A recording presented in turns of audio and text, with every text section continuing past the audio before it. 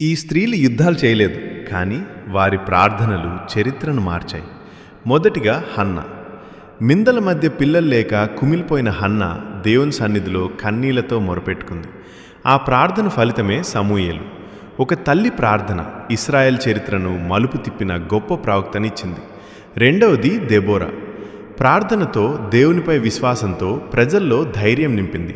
న్యాయాధిపతిగా ఆమె చేసిన ప్రార్థన ఇశ్రాయేలుకు ఊహించని విజయాన్ని అందించింది. దేవుడు ఒక స్త్రీ ద్వారా దేశానికే రక్షణనిచ్చాడు. మూడవది ఎస్తేరు. తన జాతి అంతమయ్యే స్థితిలో ఉన్నప్పుడు ఆమె ఆయుధం పట్టలేదు, ఉపవాస ప్రార్థన చేసింది. ప్రాణాలకు తెగించి రాజు ముందుకు వెళ్ళింది.